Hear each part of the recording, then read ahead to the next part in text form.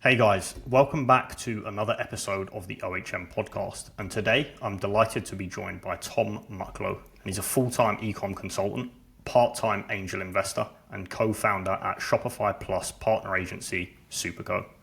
Since 2019, him and his team have been committed to perfecting the customer experience. So from launching brands, helping them scale and evolve, I'm really excited to jump into this one today. So Tom, it's great to have you on. Well, thank you very much for having me, Jordan. Appreciate it. Perfect. Well, look, you've built a kind of incredible team there focused on helping Shopify brands launch and grow.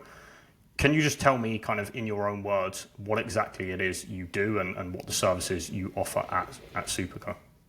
Cool. So yeah, it's all centered around the customer experience with a kind of a particular focus on Shopify. So like design, development, and like strategy, and that either falls at the beginning. So like helping a brand like craft what they need to do to build out a new site or to go through a migration, or kind of as an ongoing like retainer piece, like helping a brand each month with what kind of landing pages they need to build out for their adverts, like where are they going from a product and merchandising standpoint, like do they have the team internally that they need to take their business to the next level. So it's all about helping businesses with e-commerce, specifically Shopify, through design, development, and strategy. Okay. Before we jump into that, can you just walk through like what's your role at the business and what are you responsible for? So I look after kind of sales, revenue, most things kind of commercial, partnerships, marketing, kind of the like front face of the agency. Whereas my business partner is much more like ops, back end, delivery focused. So that's kind of how we split it. I'm the maitre d' and he's the chef. As the analogy we use quite a lot. That's very cool. I like that. What does that kind of journey look like then? So from, when a brand first kind of comes to you or you approach them, how do you kind of like ascertain their needs and kind of what does that working relationship look like going forward? So, it really depends. I mean, seemingly most of the projects we work on will go through what we call our customer experience discovery process, which is like a fairly in-depth, often like 6+ hours, not all in one go, like workshop and follow-up calls, in which we really try and delve as deep as possible into like who their customers are. So like build out personas, but then take it beyond there, like what are the needs, what are the pain points, and through that kind of create what we describe as like an experience map. So like mapping out all of the different functions, tactics, pieces of content they need to really like engage their customer on site. And by engage, I don't necessarily mean convert. I mean, that would obviously be ideal, but what's going to give them that fantastic brand experience when they first land on the site that maybe they're not ready to buy a hoodie or a t-shirt, but happily give an email or happily like lodge it in the back of their mind so that next time they are looking for that type of product, they remember that brand X had that great experience. They showed me that content they liked. They had the products merchandised in a way that kind of appealed to me. So that's typically how we'll start all projects, and increasingly all retainers. So it's this kind of like just trying to go a level deeper than I guess like what a lot of agencies and to be honest, how we were a year ago, which is a bit more like surface level, a bit more like, right, those are your pain points. Let's build out a strategy to like fix them. We're now kind of taking those pain points and like diving in deeper. That kind of, I think it's the Bezos like 5 whys or whatever, where you just kind of keep on digging down until you actually really get to that root cause and then build up from there. So trying to get to like a kind of a like first principles type of place with the brand so that you're not just kind of being like an outsourced like dev design store, but actually being more of a collaborative partner for them and helping them like ascertain what needs to be done and then building out something better than we could have done like 18 months ago by just kind of doing what they say, basically. And this kind of like is a super in-depth approach. At what kind of point should brands be coming to you, or what size brands do you work with and recommend this kind of stuff for? I mean, it typically doesn't work unless you've been doing it, selling the product, running the brand for like probably at least a couple of years. It often works best with brands that have maybe slightly lost their way. Maybe they've got like their digital brand. Maybe they have a store which is servicing a different customer in a different way.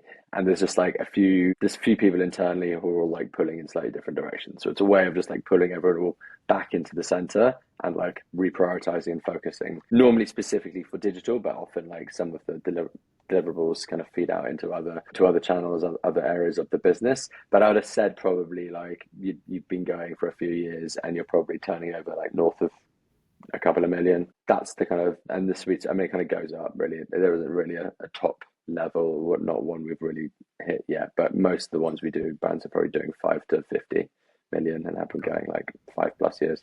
This sounds like you do a lot of kind of positioning work. So it's not just kind of like a, standard branding and kind of build and this kind of stuff.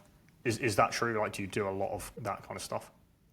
Yeah, I mean, it's actually less like branding. It's more like figuring out what we need to design or what technologies we need to bring in or like what the functionality needs to be on site to cater for like either customers you have that you want to keep or like this kind of future customer your business needs to be moving towards. So yeah, I definitely said positioning more so than branding, and it's kind of positioning the site to be as engaging as possible for these personas that you're going after.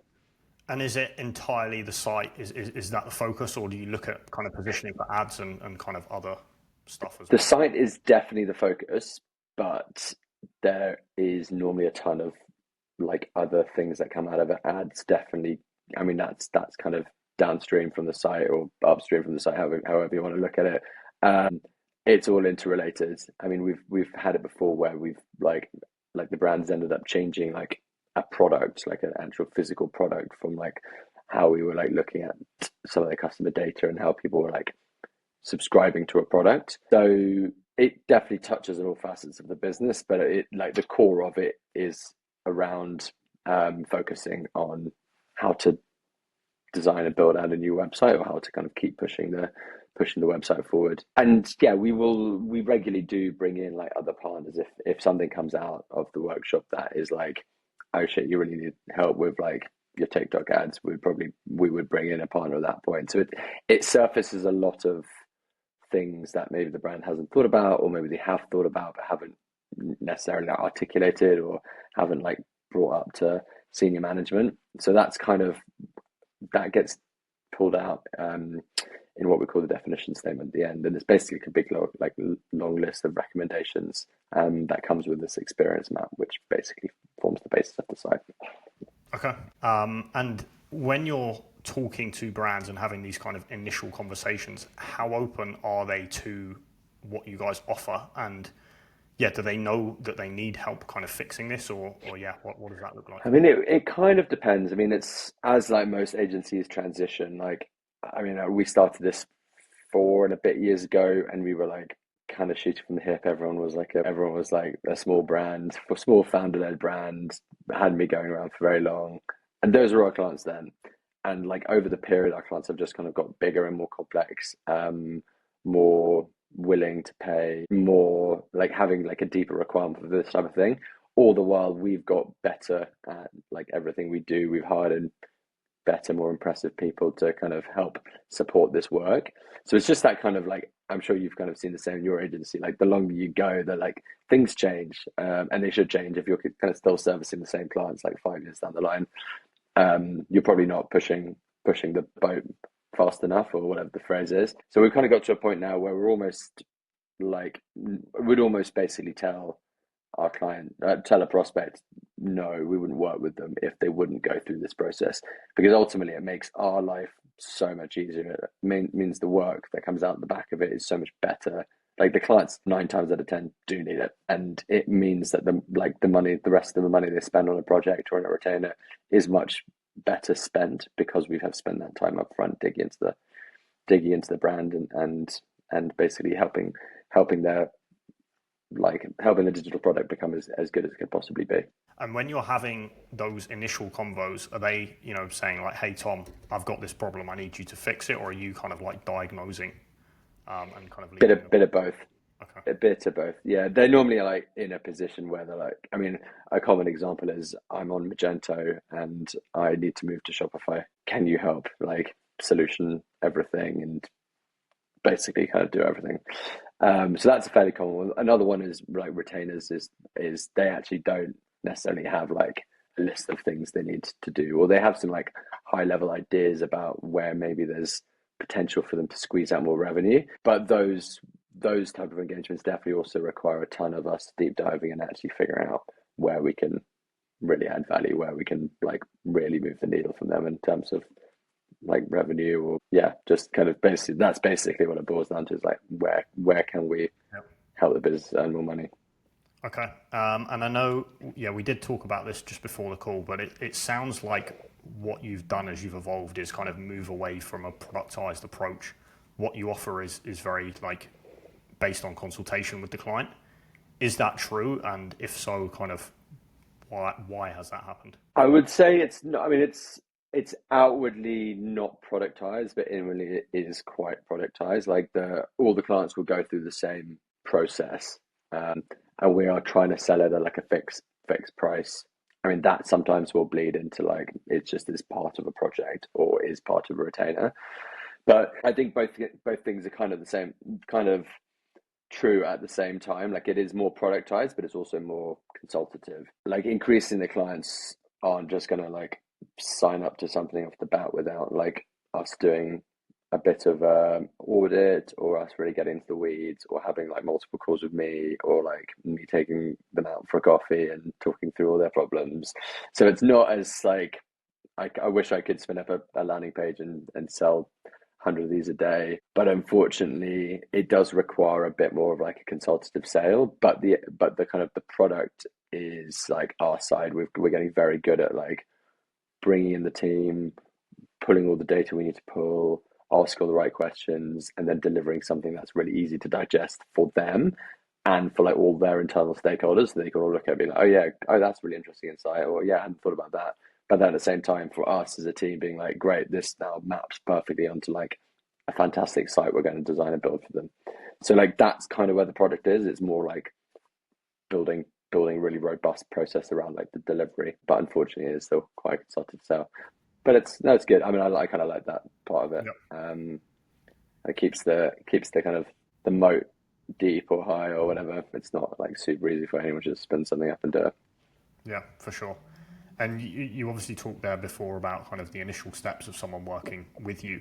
What happens after that? And yeah, how do you guys continue working with people? So, I mean, typically we'll do this kind of discovery as just part of like a project or as part of a retainer. So that's kind of typically the two directions that will come out the back of it. So a project could be I mean, it's probably 50% of the time is I'm on Magento or WooCommerce or Salesforce Commerce Cloud, and I want/need to move to Shopify. So those are the kind of migration ones. And then the other side are I set up a business 5 years ago. I launched with a cheap off the shelf theme, and it's been great, but my business has now evolved and I've got a lot more customers and revenue coming in and a lot more complexity I need to work through, and I basically need you guys to come and like figure out what this next evolution of my business looks like on Shopify. So those are the kind of the main two project routes. And then retainers typically either come out the back of a project, so we'll already have done this discovery, we'll have done a project, and then like ongoing testing, improvements, building a new functionality, etc., as part of a retainer, or someone just fresh to us. Maybe they didn't have a retainer before, maybe they had a retainer with another agency and they want to change it up. And then we'll basically work with them on an ongoing basis. And that's your typical retainer. It's typically they're buying 5+ days a month of our time, split in. It's normally like kind of 3-month cycles. So we'll start with some kind of kickoff, end with a QBR, and then do it all again. But basically ensuring that we're really super aligned with the clients and their goals. So like everything we'll build into the roadmap will be focused on like moving some metric that the client is looking to move that quarter, and then the QBR will review it. And typically that metric, is that kind of conversion rate and revenue focused? And if not, like what else would you be looking at? Typically something along those lines. It could be AOV, it could be subscribers, it could be anything. It could be site speed, but it ultimately does, like that, going back to the why, is like, why are we doing all of this, is to basically try and improve revenue. So yeah, those are the kind of metrics we look at. And yeah, that like everything we put into a roadmap will be typically focused on that, or focused on like whatever important priorities the business has. So it might be internet. I mean, but again, they typically boil down to revenue as well. But it might be internationalization, it might be launching B2B, but they'll all have like a metric attached to them. Okay. What would you say to kind of people that aren't, or brand owners that aren't yet ready to kind of work with you guys? Maybe they're getting started, or, they're doing 50K a month, say, in revenue. What should they be focused on in terms of, branding, positioning, or just kind of, how the site looks and feels? I mean, I'd always focus on just making your site as easy to navigate as possible.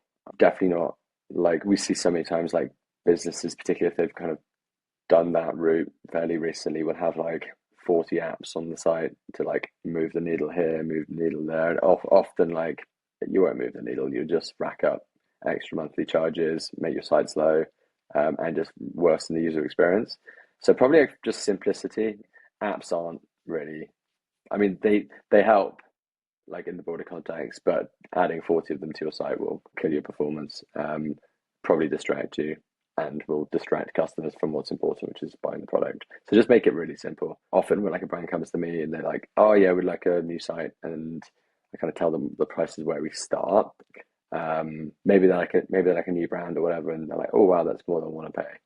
I'm like, no problem at all, but I would definitely recommend you don't speak to any other agencies and you go and like just take a theme off the Shopify theme store and build it out yourself, work out how to do it, maybe hire a freelancer, just like tweak it up and polish it. But yeah, I do see the fair amount of times like brands coming and speaking to like agencies, I mean us and much bigger ones, and getting quoted like huge amounts of money for a site they definitely don't need. So yeah, keep it simple, try and do as much as you can. Don't only lean on the agencies when you like really need to like hand off something. Like we can improve conversion rate, but if you're only doing like 20 sales a day, like improve your conversion rate 5%, it's not going to make a fucking sorry. We're not going to make a jot of difference. It's the wrong lever to pull, right? Yeah. It's just like focus on like what's actually going to make money, and that's probably just working with you or similar agency, trying to get people to the site, and then you can like play around, focus on making some great landing pages, but don't like spend 50 plus grand on a website. So landing pages, kind of listicles, advertorials seem to be very like on trend at the minute. What would you say to a brand owner that's, again, in that category, maybe doing 20, 50K a month? What should they have set up? Where should they be running traffic? Is it product pages? Is it collection pages? Should they be, spending $5,000 on a listicle and testing different headlines and all this kind of thing? I mean, I think it really depends on what you're selling and where you're selling it. But if you've got no money, you're going to have product pages. So send traffic to your product page. Particularly if it's like, if you're selling a product, making sure it goes to a product page is pretty important. I mean, the amount of times we don't run ads here, but we do like sometimes do like a little bit of a light audit, and you do see just like brands spending a ton of money sending like ready to buy traffic straight to like a homepage, and like the kind of that user journey where they're like looking to buy a t-shirt and suddenly they're like on a homepage and then having to find this t-shirt is just a terrible user experience. Yeah, it really depends on what you're selling, but I think focus on like focus on the user journey, making sure things are joined out, and then if a landing page makes sense at some point, definitely like spending money there right at the bottom of the funnel that people are like actually about to buy. Yeah. Okay. Shifting gears slightly, so I know you do kind of some consulting on behalf of businesses, and you've got some kind of other stuff going on. What's one key shift that you see kind of as we go into 2025 that brand owners should be looking at? Maybe it's a theme, maybe it's a channel. Yeah, what's one thing that you think is going to be really important? We constantly see like there's the kind of the constant like reach for newness, reach for freshness, which I think is super important when it comes to like keeping on top of like digital marketing trends, like moving traffic to TikTok Shop if that's working for you, 100%. Like some of our brands are absolutely killing it there, but then some of them aren't. So I think it really depends where your customers are, and focusing on that, not constantly like searching for newness where it makes sense, but not constantly searching for like the fresh new channel and wasting a ton of money when none of your customers are shopping there. We'd always recommend like, and I guess it kind of flows on from my previous point, just like having like a real like back to basics kind of view on everything, like seeing everything through like a simplification lens instead of like overly complicating things or just adding needless complexity into a tech stack or into an ad campaign or into like anything. Just like what is the easiest way to deliver value to your customers or deliver your product in front of your customers. So yeah, we're big kind of proponents of like not necessarily like the kind of the what's the hottest new thing for 2025 and having more of like a core focus on like where you can strip out complexity, where you can strip out like distraction from like your team, from your customers, and just trying to make that like really seamless user experience like across from ads to product to shipping to like whatever it is, and make it super easy for people to find your product, buy your product, and receive your product. Okay. You mentioned something there, so kind of giving customers what they want.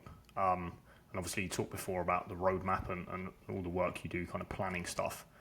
What is your research process and what would you say to brands that turn around and say, you know, how do I figure that out? How do I know what the customers want? So, I mean, research wise, it depends. I mean, in the run up to this customer experience workshop, we will get really into the weeds on Google Analytics data, Hotjar. We review like the reviews data, so like analyze reviews data, subscription cancellation reasons. We will regularly do like customer surveying via email, kind of like sticky and a lapsed customer survey just in general. We sometimes do like focus groups. It kind of depends on how big the brand is, but trying to basically do as much upfront work as we can to kind of understand who the customer is, understand their pain points, because then everything kind of flows from that. Like we can't really have the conversations we'd want if we didn't already have insights to what the customer is thinking or where they're having pain points. Like we can all go into a room and talk through this brand we've just learned about, but unless we have like the data supporting the ideas, we're just kind of throwing darts at the wall, kind of guessing. So yeah, with us, the review and research process is fairly in depth, and then like from there we'll have ideas. Then we'll go to like a workshop and workshop those, and then like out of the back will come recommendations. Okay, and obviously the data, you know, Google Analytics, etc. That makes sense. Like when you're speaking one-on-one to customers, what are you asking the guys? To like our brands or to like actual or like end customers? To the actual end customers, you know, what kind of questions are you asking them about the brand?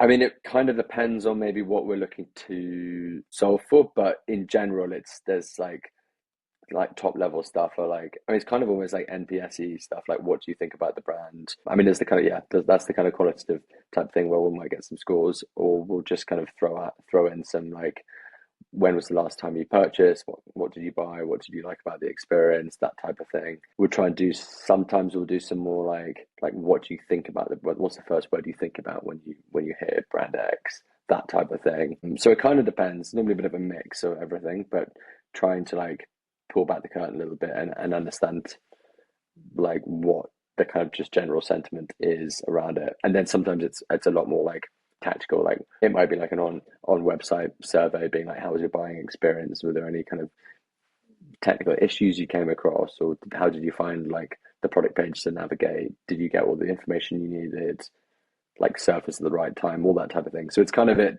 ranges from like the more abstract like brand sentiment type questions through to like a lot more tactical, often actionable questions about like recent site experience or recent brand experience. Okay. So we've done the kind of, you know, the research phase, the create and the kind of presenting this info to the brand. Then I guess we're moving on to kind of the build section. What does that look like, and what kind of technical considerations are you guys keeping front of mind? So it kind of depends what the brands are looking for, but we built out basically what we call it Supercode. We're called Superco. We call it Supercode. So it's like, yeah. But basically, it's the way Shopify 2.0 is architected. It allows you to essentially run a very kind of components-driven like setup. So we've built out a ton of different component sections, all sorts of bits and pieces that one might want to use to build out a website. And then, so most of these have all been built to be as performative as possible. And then the idea is that when we bring in a new brand, to do like typically a project, we will use a lot of these within the build process. So it's kind of like that productize meets consultative type thing. Like it's not a we're calling it design and assemble really, and it's basically like delivering pretty much a custom project, basically anything you want, but without having to reinvent the wheel every project. I mean, pretty much every site we do has image text, so we just have like 5 of those. So you can obviously tweak and change them and customize them for your brand, but we're basically trying to deliver custom site build projects for less than some of our longer, more like, or bigger, more established competitors. It's been quite a lift really for us this year. We've been really quite competitive in a lot of pitch processes because we've essentially built like an accelerator. It's the kind of the foundations and some of the walls of a house, and we're just basically filling the rest, moving the windows around, painting the roof, that type of thing. And then kind of moving on to grow, and I know you've mentioned kind of the process before is kind of choose a North Star metrics and then kind of back into it from there with kind of testing or kind of looking at data and improving things. Is that kind of correct in terms of the process? Yeah. And how are you kind of like identifying opportunities and kind of building that testing list? Yeah, I mean that's kind of it really, is finding something that we can all focus on. So maybe it's like improving conversion rate, or it's like we kind of come to the brand, we'll map out all of their metrics, and we just say, look, we think there's kind of scope for us to improve the conversion rate by say 15%. And then we say that if you can do that, and you can also like increase the sessions to your site by X, there's a chance that you'll be able to add £500,000 in top line to your business over the next 6 months. This is what we plan to do from our side. Like these are some ideas in which we think we can improve the conversion rates. That might be tweaking a product page, it might be trying to improve site speed, it might be a whole host of different ideas.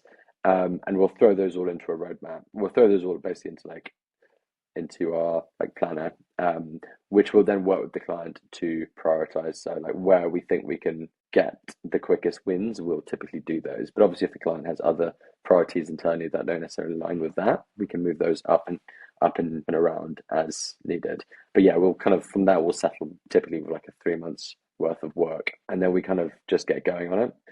So it's basically work together to kind of formulate this roadmap, which is then prioritized, and then we kind of get stuck into it. We typically meet most clients every week, every 2 weeks, and our sprints run bi-weekly as well. So we'll be kind of releasing things every other week, and then at the end of the 3 months, we'll come together and say, we've improved the conversion rate by 15%, fantastic. And then look at all the extra money in their coffers. How do you identify those variables that you want to improve? Is this like comparing to kind of benchmarks and peer groups and things like that? A bit of that for sure, yeah. I mean, probably more peer groups than benchmarks. I mean, we kind of see the benchmarks, but I'm always a little bit skeptical of that type of thing. But if we're working with another brand in like a similar vertical, you can kind of get a feel, be like, yeah, I think we can eke out a bit more here. Or if just you look at the site and you just feel like it's not like it just doesn't feel right. The products feel expensive, but the site looks shit, or like the other way around, like something's a bit off. Or you just know the user experience isn't great. Like you click add to cart and it crashes or whatever it is. Like there's kind of it's like a feeling you kind of have where you just feel like you can probably squeeze more out of the site. Like I know it's not particularly scientific, but that kind of that kind of gut instinct about where we think we can like drive revenue is typically where we'll go off. But yeah, I mean it can be really evident if someone's got like a very low conversion rate and there isn't really a reason why, then like let's dig into that a bit. Okay. And after that kind of 3 month cycle, what happens next? Will you pick like a new North Star and kind of go after that with different variables? Like what's the process?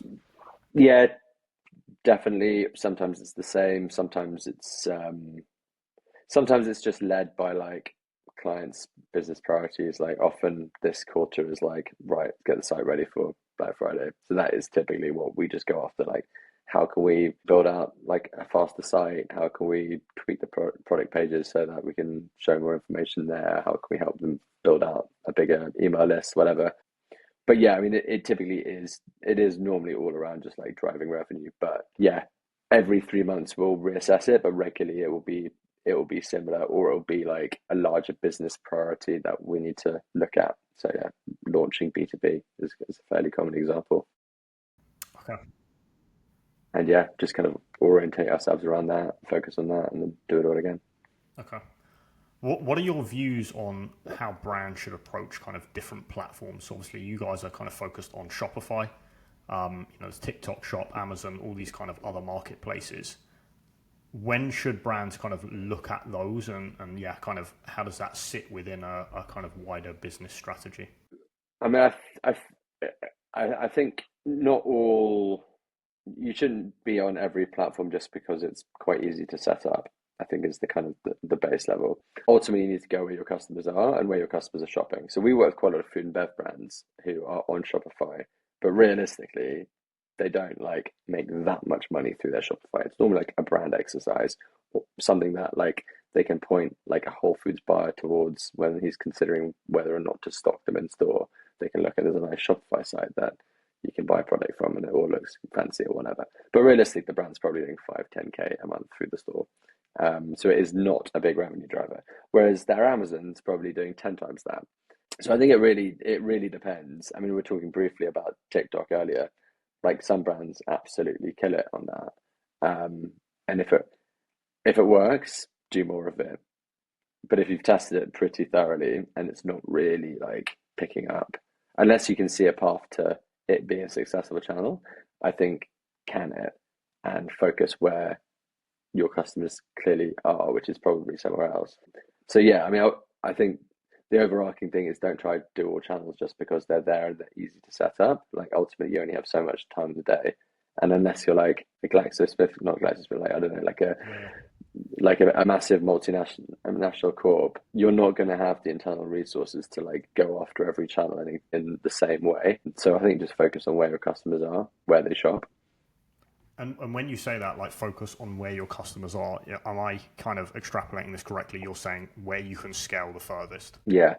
Okay. So not necessarily have the highest profit margin per order, but where you can scale the most. I mean, I think again, it depends on where you are in your journey. I mean, like maybe if you're starting out, like maybe just focus on like bringing if you've taken no funding, you're bootstrapping things, you don't want to be going where you can like scale the fastest at like incredible expense, which you like with money you don't have. Yeah, you probably do want to be like niching down and focusing somewhere where you can build like a really loyal group of customers who are happy to pay full price. But then once they're tapped out and you've proved the value of the product and you're making money, you're in a much better place to go after some funding and say, right, we've tapped this out, we made a load of cash, but we need 3-5 million or whatever to go after this next massive chunk. We won't be as profitable, but we can scale them to, I don't know, 500 million or whatever it is. So like, yeah, it's like prioritizing, and like actually that's always like, I mean, I think hopefully that's the kind of a bit of a theme throughout this thing is like helping brands focus on like where they can move the needle immediately.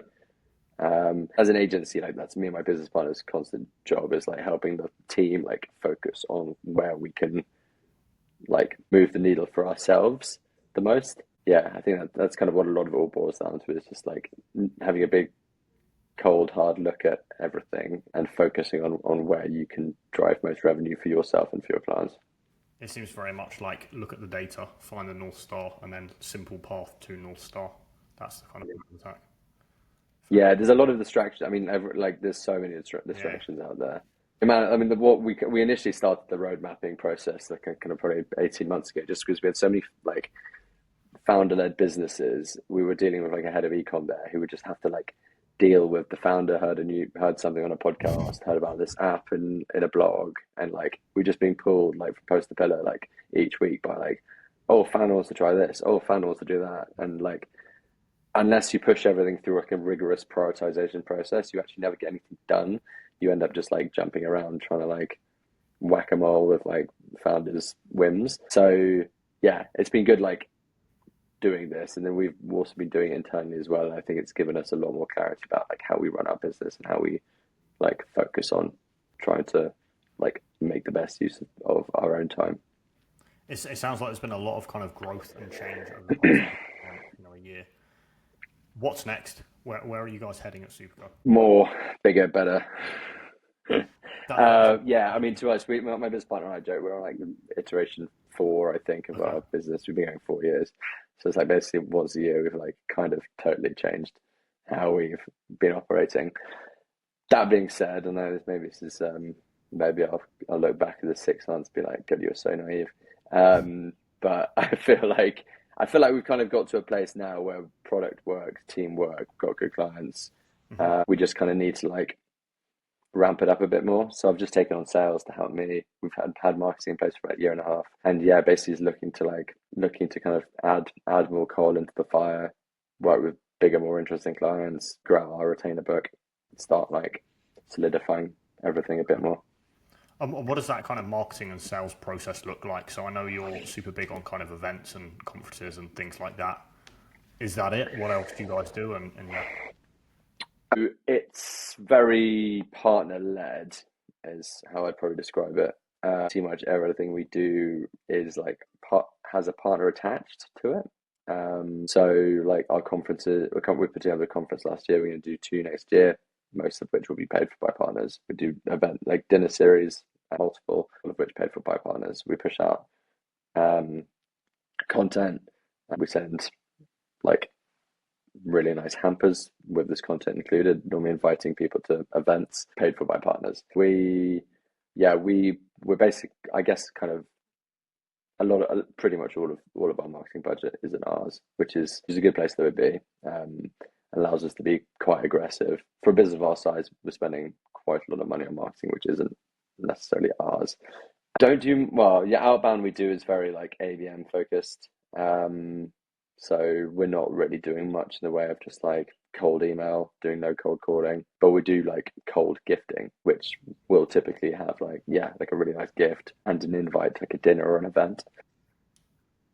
Is that brands that you identify like there's a need? You've looked at the site and experience, etc., and you're like, you guys need to work with us. Here's a list of brands like that, and then let's kind of get them in the gifting and event process. Yeah, I mean they're typically migration projects. Because it just like Shopify are our number 1 partner. So those are the kind of brands they want us to be working with. I mean, they want us to be working with existing Shopify brands, but they don't it's no one's metric at Shopify for us to work with Shopify brands, where it's quite a lot of people's metrics, sales, partnerships, marketing, if we're focused on going after like net new business to Shopify. So therefore we orientate most of our marketing around that. Particularly from a Shopify like marketing perspective, and then we work with other partners. Actually, those are more likely to be already on Shopify, but will be net new to another third party. So it might be a reviews platform, it might be a subscription platform, it might be an email marketing platform. But it's the same process, basically, like getting these SaaS or like kind of VC or PE funded like SaaS providers to kind of foot the bill. We're like become an extension of their marketing team. So yeah, that's kind of how we've been doing it. It's a really smart approach, and I don't think I've heard anyone do anything like that. I mean, it's a cheap way of it's cheap. It's good. Yeah, I mean, it's quite painful spending your own marketing dollars and like hoping they work. Whereas if you're spending someone else's, it's a lot easier to swallow. No, for sure. Okay, Tom, we are coming to the end of the podcast, so I've got 2 quick questions. But first off, thank you so much for coming on. Thanks for having me. Yeah, thank you. Cool. First question is, brands, like you said, doing 5 mil plus annual revenue. That's your kind of target market. How should they reach out to you? And kind of what's the next steps? Find me on LinkedIn, Tom Mucklow. I look like this. I've got a cap on. Do I? Here's me without a cap. But in fact, no, I don't have a cap on. I think I changed it recently. So yeah, I don't have a cap on. Find me on LinkedIn or email tm@superco.io. So that's Tango Mike at superco.io is my personal email. Perfect. And then final question, do you know anyone else that will be a good guest to get on this podcast? Yes, but you want them now? We can chat after, yeah. Yeah, I definitely can do. Perfect. Well, thank you again so much for coming on, Tom. It's great conversation. Yeah, well, thank you. Thanks for having me, Jordan. Appreciate it. Cheers.